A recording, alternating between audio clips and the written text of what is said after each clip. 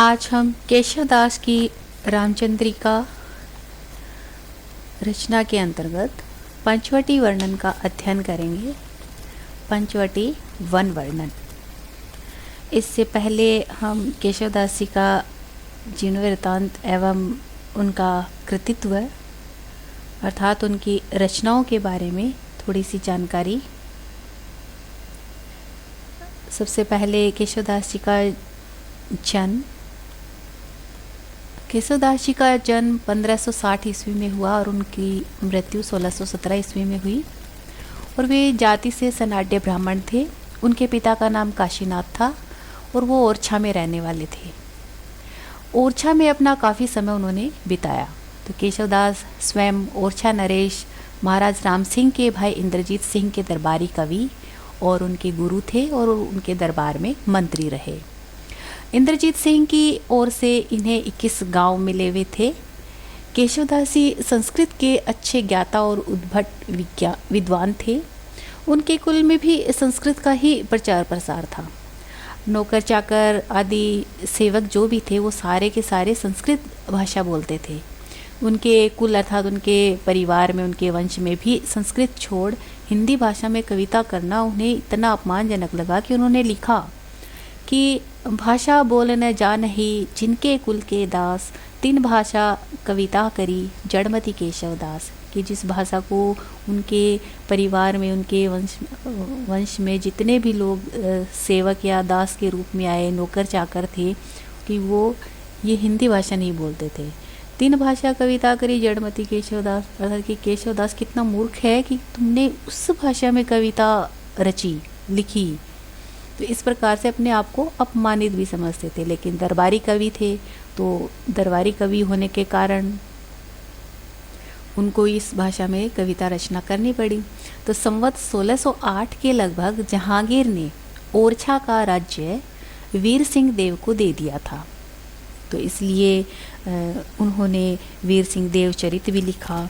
तो केशव कुछ समय तक वीर सिंह के दरबार में रहे और फिर गंगा तट पर चले गए और वहीं रहने लगे। और जहांगीर ने यदि उनको इस तरह से दिया, राज्य दिया वीर सिंह को, तो उनकी भी प्रशंसा उन्होंने जहांगीर जस चंद्रिका नामक रचना लेकर की। अब हम देखते हैं कि केशव दास द्वारा रचित रचनाएं कौन कौन सी है। तो रचनाओं का नाम और उनका रचना काल। रसिक प्रिया, कवि प्रिया, रामचंद्रिका, रतन बावनी, वीर सिंह देव चरित, विज्ञान गीता, जहांगीर जस चंद्रिका, नक्शिक और छंदमाला। तो रसिक प्रिया का समय जो रचना काल है वह 1591, रामचंद्रिका 1601 ईस्वी में लिखी गई थी और कवि प्रिया 601, रतन बावनी और वीर सिंह देव चरित और विज्ञान गीता ये तीनों 1607 में लिखी गई थी। इस तरह से जहांगीर जस चंद्रिका है उसका समय है 1612 ईस्वी में उसका रचना काल है। तो इस प्रकार से उन्होंने केशव की जो तीन रचनाएं हैं जिनसे उनका आचार्यत्व सिद्ध होता है वे हैं कवि प्रिया, रसिक प्रिया और छंदमाला। इनमें रसिक प्रिया में केशव ने 9 रसों का विवेचन किया और श्रृंगार रस का जो सांगोपांग चित्रण होता है अर्थात विवेचन प्रस्तुत किया उसका। श्रृंगार की विभिन्न प्रवृत्तियों, नायिकाओं की चेष्टाओं, वियोग दशाओं और रस दोषों का निरूपण भी इनके अंतर्गत किया गया था। तो साथ ही इसमें नायक नायिका के भेद, उपभेद आदि का वर्णन करके अपना दृष्टिकोण स्पष्ट किया। तो कवि प्रिया में काव्य दोषों की चर्चा, रीतियों और कवि प्रसिद्धियों का वर्णन, अलंकारों का रस, मधुर विवेचन विस्तार से इन्होंने अपनी रचनाओं में किया। तो यह कला पक्ष का श्रेष्ठ ग्रंथ है, जबकि रसिक प्रिया भाव पक्ष से संबंधित है। तो छंदमाला में 100 से ज़्यादा छंदों का लक्षण उदाहरण समाविष्ट है और कवियों को शास्त्रीय निर्देश भी दिए हैं। इसमें लक्षण के साथ उदाहरण विभिन्न छंदों में दिए गए हैं। तो यह छंद शास्त्र का उत्तम लक्षण ग्रंथ माना जाता है। तो इस तरह से इन सभी रचनाओं में केशव द्वारा काव्य शास्त्रीय लक्षणों की विवेचना करने से उनका आचार्यत्व रूप अधिक व्यक्त हुआ है। इन रचनाओं में एक और उन्होंने रसवादी प्रवृत्ति का परिचय दिया है, तो दूसरी ओर पांडित्य प्रदर्शन तथा अलंकारवादिता का रुझान भी व्यक्त किया है। तो उन्होंने लिखा भी है कि भूषण विनु न विराज ही कविता बनीता मित। तो इस प्रकार से उन्होंने अपनी रचनाएं लिखी और अपने आचार्यत्व को व्यक्त किया। अब हम रामचंद्रिका में से उद्धृत पंचवटी वन वर्णन की व्याख्या करेंगे। पंचवटी वन वर्णन, तो पंचवटी वन वर्णन के अंतर्गत यह जो भी ये पद लिया गया है, प्रस्तुत पद या अवतरण केशवदास द्वारा रचित रामचंद्रिका के पंचवटी वन वर्णन प्रसंग के अंतर्गत उद्धृत है। तो इसका जो प्रसंग है वह इस तरह से है कि जब राम को 14 वर्ष का वनवास हुआ और वो वहाँ पर आए तो पंचवटी नामक स्थान पर वो पहुँचे। तो उस समय पंचवटी का जो प्राकृतिक सौंदर्य है, प्राकृतिक सुषमा है, प्राकृतिक शोभा है, वह अत्यंत ही आकर्षक थी। तो राम और सीता लक्ष्मण सहित वहाँ पहुँचे तो उन्होंने देखा तो इतनी मनमोहक प्राकृतिक सुषमा थी और उन तीनों के जाने से वह और भी बढ़ जाती है, अत्यधिक बढ़ जाती है। तो इन्हीं सभी विशेषताओं को लेकर के इस पद में केशवदास जी ने प्राकृतिक सुषमा का और पंचवटी का यहाँ पे वर्णन किया है। तो वह इस प्रकार है कि फल फूलन पूरे तरुवर रूरे, कोकिल कुल कलरव बोले, अतिमत्त मयूरी पियरस पूरी, वन वन प्रति नाचती डोले, सारी शुक पंडित गुण गण मंडित, भावनी में अर्थ बखाने, देखे रघुनायक सिय सहायक, मदन सरति मधु सब जाने। इस प्रकार से केशवदास जी ने इस पद में वर्णन किया है पंचवटी का। तो इस तरह से है, तो फल फूलन पूरे तरुवर रूरे। फल फूलन पूरे का अर्थ है कि फल और फूलों से लदे हुए हैं, भरे हुए हैं। तरुवर का अर्थ है वृक्ष, रूरे अर्थात कि सुंदर भरे हुए। कि पंचवटी में जितने भी वहाँ पे वृक्ष दिखाई दे रहे थे तो वह सारे के सारे जो वृक्ष हैं वो इतने सुंदर, इतने शोभायमान हो रहे थे, इतने सौंदर्य से युक्त थे कि वे सारे के सारे वृक्ष फल और फूलों से पूरे लदे हुए थे, पूरे भरे हुए थे। और उन वृक्षों पर कोकिल कुल कलरव बोले। कोकिल का अर्थ है कोयल और कुल का अर्थ होता है समूह। कलरव अर्थात पक्षियों के बोलने की जो आवाज़ होती है, जो बोली होती है, वह कलरव कहलाती है। तो इस तरह से कि पंचवटी में जितने भी चारों ओर घने वृक्ष हैं वो फल और फूलों से लदे हुए हैं, पूरे भरे हुए हैं, परिपूर्ण है फल और फूलों से। और उन वृक्षों पर कोयलों का जो समूह है वह कूज रहा है, कलरव कर रहा अर्थात कूज रहा है, बोल रहा है सुंदर वाणी में, सुंदर स्वर में। अति मत्त मयूरी पियरस पूरी।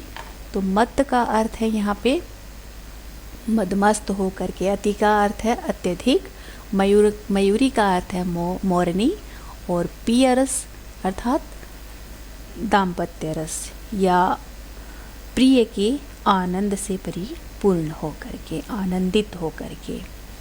वन वन प्रति नाचती डोले। डोले का अर्थ है यहाँ पे घूमना या चलना फिरना, डोलना। तो आगे केशवदास जी वर्णन करते हैं कि उस पंचवटी नामक वन में कि जहाँ की जो प्राकृतिक सुषमा है, प्राकृतिक जो सौंदर्य है, उस सौंदर्य को और भी बढ़ाने के लिए कि वहाँ पे उस वन में कि अत्यधिक मदमस्त हो करके जो मोरनी है वह अपने प्रिय के आनंदित होने से अर्थात दाम्पत्य रस से परिपूर्ण हो करके वह पंचवटी नामक वन के प्रत्येक स्थान पर नाचती हुई अर्थात नृत्य करती हुई डोल रही है, अर्थात घूम रही है। सारी शुक पंडित गुण गण मंडित। सारी का अर्थ यहाँ पे मैना से है, मैना एक पक्षी है, और शुक का अर्थ है तोता, तोता भी एक पक्षी है।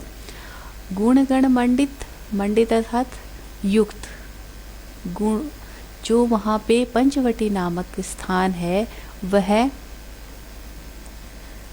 वहाँ पर इतने तपस्वी योगी और इतने ज्ञानी वहाँ पे रहते हैं, जिससे कि पंचवटी का जो संपूर्ण वातावरण है वह पूरा का पूरा वातावरण ज्ञान से, यानी कि पांडित्य के गुणों से युक्त है।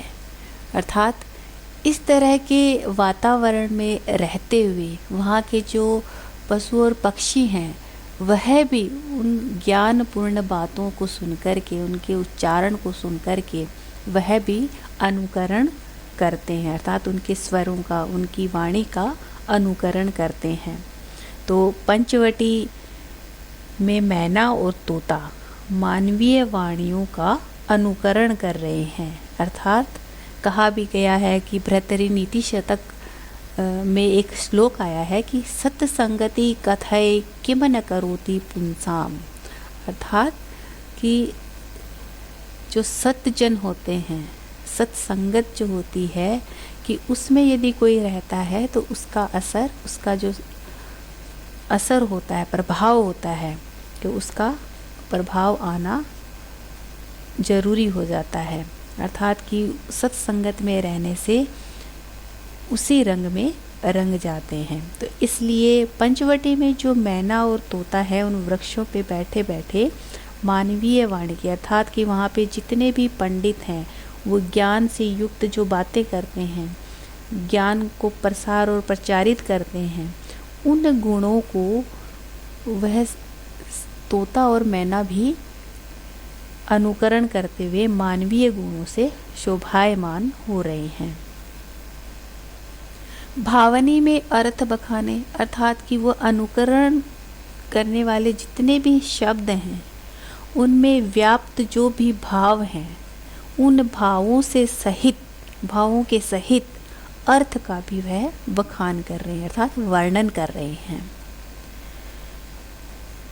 देखे रघुनायक सिय सहायक, कि इस तरह से प्राकृतिक सुषमा को देख करके कि उस पंचवटी नामक स्थान पर जब श्री राम, रघुनायक का अर्थ है श्री राम, सिय का अर्थ है सीता, और सहायक का अर्थ है अर्थात सीता और राम के साथ जो हैं अर्थात लक्ष्मण। तो कि वहाँ पंचवटी नामक स्थान में सीता के साथ राम ऐसे शोभायमान हो रहे हैं।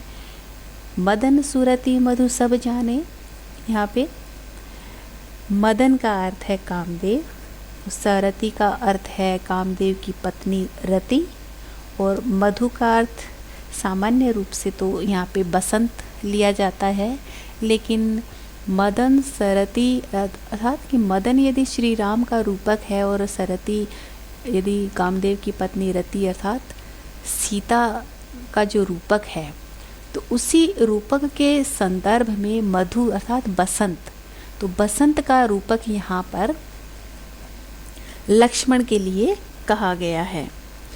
तो इसकी व्याख्या इस तरह से होगी कि उस पंचवटी में सीता के साथ राम ऐसे शोभायमान हो रहे हैं कि मानो, यहाँ पे उत्प्रेक्षा अलंकार का वर्णन हुआ है कि मानो कामदेव अपनी प्रिया अर्थात अपनी पत्नी रति के साथ वहाँ उपस्थित हो गए हों, अर्थात संपूर्ण जो प्रकृति है वह बसंतमय हो गई है, अर्थात बसंत ऋतु का वहाँ पे संचार होने लग गया है। अर्थात कि लक्ष्मण उनके साथ है तो लक्ष्मण यहाँ पे बसंत का रूपक बनकर के उपस्थित हुआ है, तो कि बसंत ऋतु का संचार होने लगा हो। तो कवि का यहाँ पे अर्थ आशय यह है कि राम और सीता की उपस्थिति से पंचवटी की जो प्राकृतिक सुषमा है, प्राकृतिक सौंदर्य है अर्थात सुंदरता है, वह और भी बढ़ गई है, तथा वहाँ के जितने भी वृक्ष, फल, फूल, पशु, पक्षी अर्थात कि सचेतन और अचेतन, जड़ और चेतन दोनों ही सभी प्रसन्नता से वहाँ पे उनकी उपस्थिति से सारे प्रसन्न दिखाई दे रहे हैं, आनंदित दिखाई दे रहे हैं, और वह सभी उनके प्रति प्रसन्नता व्यक्त करने लगे हैं। तो इस प्रकार से केशवदास जी ने पंचवटी वन की प्राकृतिक सुषमा का यहाँ पे वर्णन किया है। इसमें अब इसकी विशेषताएं देखते हैं कि इस पद में कौन कौन सी विशेषताएं हैं। तो इस पद में सबसे पहले कि राम को कामदेव और सीता को रति तथा लक्ष्मण को बसंत बतलाया गया है, क्योंकि राम और सीता पर आरोप करने से लक्ष्मण पर भी स्वतः बसंत का आरोप हो गया है। तो इसलिए यहाँ पे रूपक अलंकार का वर्णन हुआ है। और इसीलिए क्योंकि यहाँ पे उत्प्रेक्षण अर्थात कवि ने जो कल्पनाएं की हैं कि श्री राम सीता और लक्ष्मण की, वो मदन और रति और बसंत के रूप में, तो इसलिए उत्प्रेक्षा और रूपक दोनों ही अलंकारों का यहाँ पे वर्णन किया गया है। लेकिन प्रकृति वर्णन में जो अनुप्रास अलंकार का चमत्कार यहाँ पे दिखाया है कवि ने, तो वह प्रयोग करने से इसमें इस पद की, इस काव्य की जो कोमलता है, सुकुमार्यता है, उसमें हानि हुई है। अर्थात कि जो कोमल कांत पदावली होती है, तो इस अनुप्रास अलंकार के चमत्कार के कारण उसमें हानि हुई है। तो ऐसे वर्णनों को देख करके ही केशव को कठिन काव्य का प्रेत आचार्य रामचंद्र शुक्ल के द्वारा कहा गया है। तो कि प्रकृति वर्णन में यदि अनुप्रास अलंकार का प्रयोग करने से सुकुमार्य की हानि होती है, तो ऐसे वर्णन देख करके ही केशव को कठिन काव्य का प्रेत कहा जाता है। तो इस प्रकार से इस छंद में त्रिभंगी नामक छंद का भी वर्णन हुआ है। त्रिभंगी छंद उसे कहते हैं, इसमें 4 चरण और इसमें यह मात्रिक छंद है, इसलिए इसमें 32 मात्राएं और प्रत्येक में 10, 8 और 8 और 6 मात्राओं पे यति अर्थात विराम होता है। ऐसे ही इस त्रिभंगी छंद के अंतर्गत प्रथम व द्वितीय में यति और समतुकांत होता है। तो प्रथम 2 चरणों व अंतिम 2 चरणों के चरणांत परस्पर समतुकांत तथा जगन का अर्थ यहाँ पे है कि पहला लघु, फिर गुरु, फिर लघु। तो यह जगन वर्जित अर्थात इसमें जगन का वर्णन नहीं होता है। 8 चोकल, तो चोकल का अर्थ है कि 4-4 मात्राओं के शब्दों का यहाँ पे प्रावधान होता है। तो प्रत्येक चरण के अंत में गुरु होता है। तो आप जैसे कि इस पद में इसके छंद में देख सकते हैं कि जैसे रूरे, बोलें, पूरी, डोलें, बखाने, जाने, तो इनके जो इस चरण के जितने भी अंतिम जो मात्राएं लगी हुई हैं वे गुरु हैं। तो इस प्रकार से 32 कल संगी बने त्रिभंगी 10 अष्ट सट गानता। तो इस प्रकार से इस पद में त्रिभंगी छंद का सुंदर वर्णन किया गया है। आगे हम देखते हैं कि पंचवटी वन वर्णन के अंतर्गत कि श्री राम के द्वारा इस तरह से प्राकृतिक सौंदर्य का वहाँ का वर्णन किया गया है। ऐसे ही अगले पद में लक्ष्मण भी उस पंचवटी की प्राकृतिक सुषमा का किस तरह से वर्णन करते हैं। तो जो प्रस्तुत जो अवतरण है, जो पद है, उसमें केशवदास द्वारा रचित रामचंद्रिका के पंचवटी वन वर्णन से यह लिया गया है।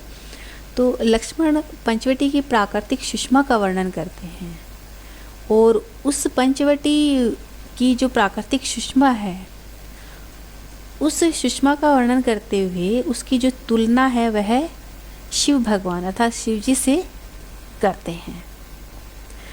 सब जाति फटी दुख की दुपटी, कपटी न रहे जहाँ एक घटी, निघटी रुचि मीच घटी हूँ घटी, जग जीव यतिन की छूटी तटी, अग ओघ की बेरी कटी विकटी, निकटी प्रकटी गुरु ज्ञान गटी, जहु ओरन नाचति मुक्ति नटी, गुण धूर जटी वन पंचवटी।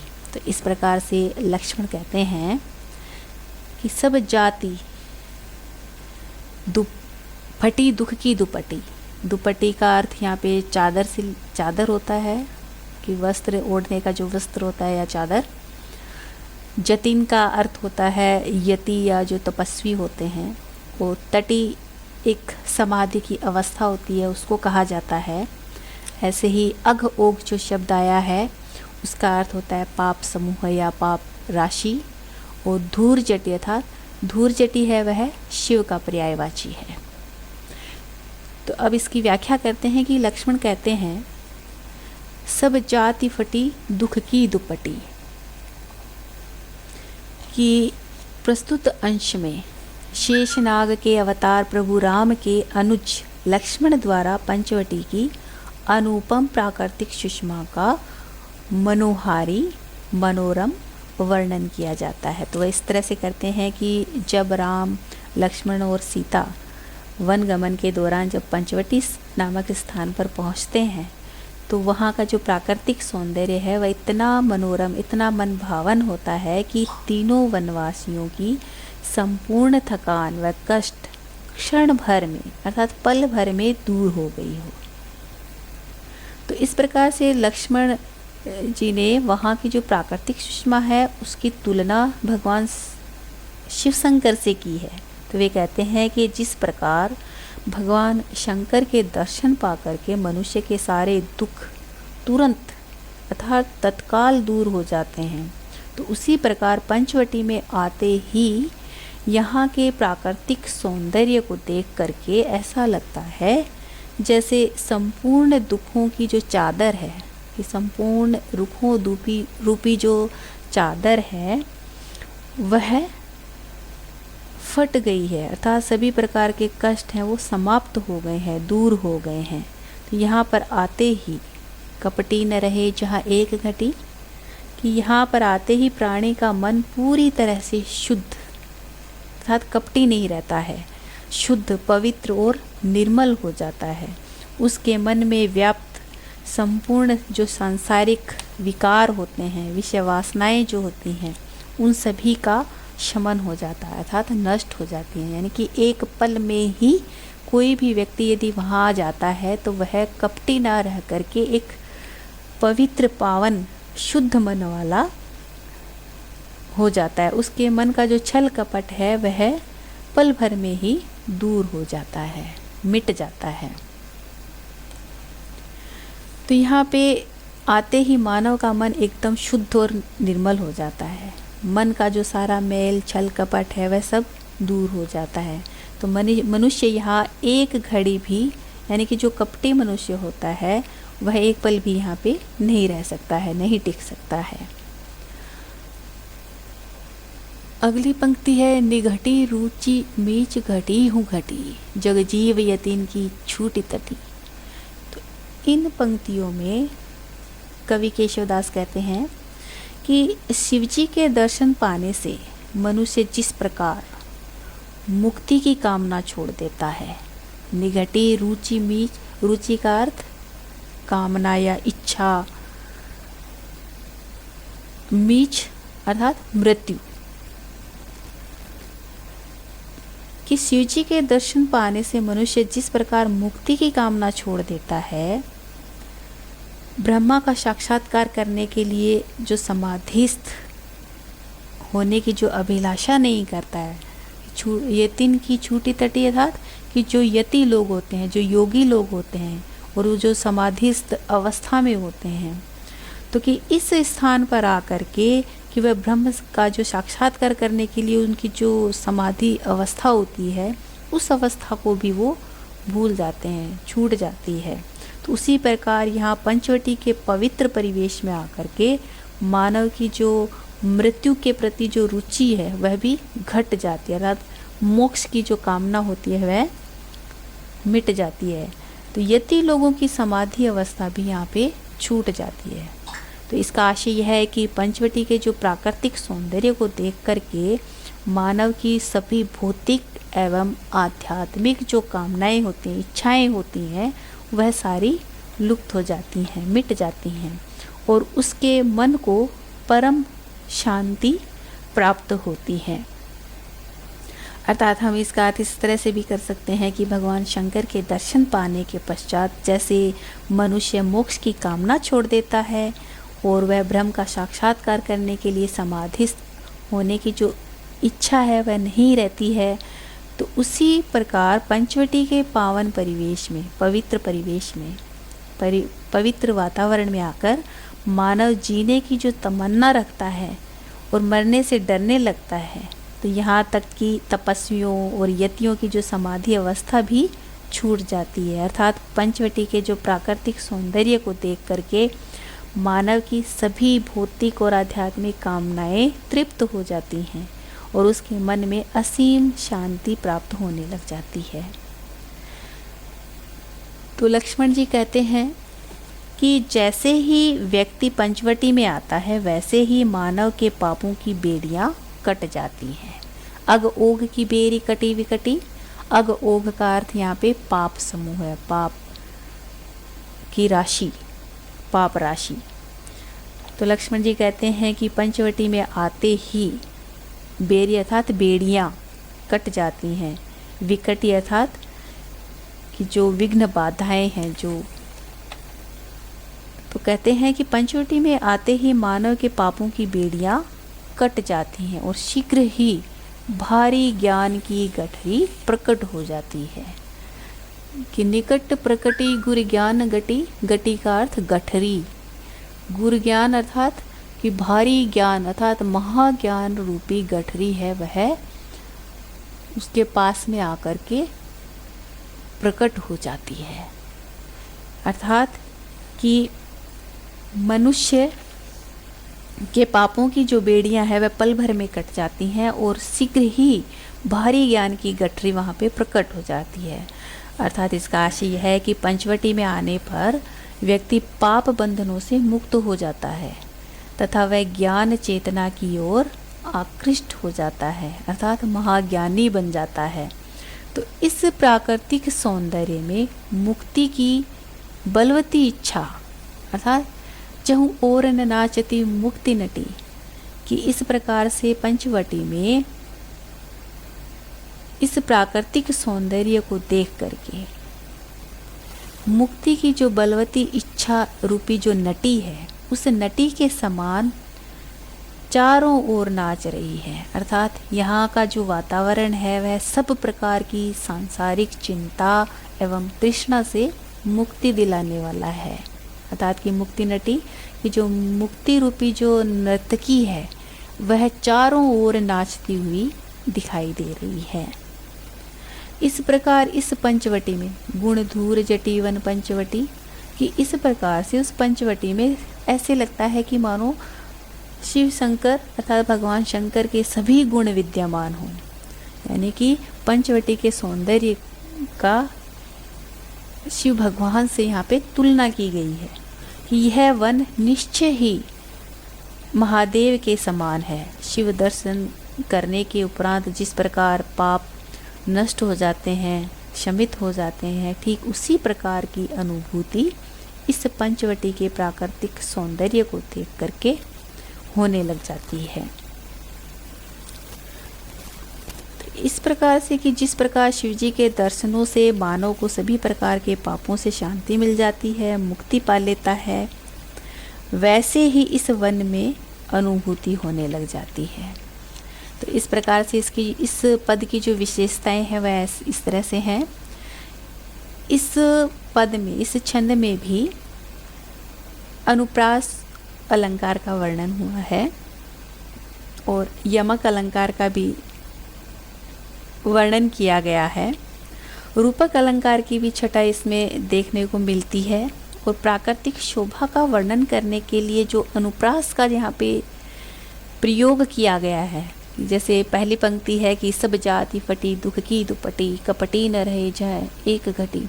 यानी कि यहाँ पे जो शब्द के जो अंत में जो ट वर्ण आ रहा है, इस पूरे पद के अंतर्गत जो ट वर्ण आ रहा है, उस ट वर्ण की आवर्ती होने के कारण इसमें अनुप्रास अलंकार का चमत्कार दिखाई दे रहा है। तो इस अनुप्रास का प्रयोग करने से जो भावगत सौंदर्य है, उस भावगत सौंदर्य की यहाँ पर हानि हुई है।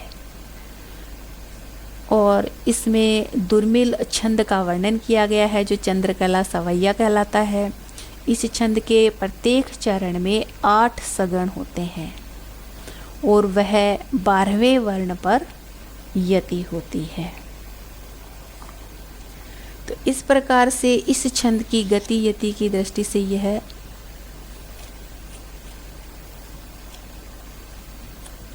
दुर्मिल अर्थात चंद्रकला सवैया का यहाँ पे वर्णन हुआ है।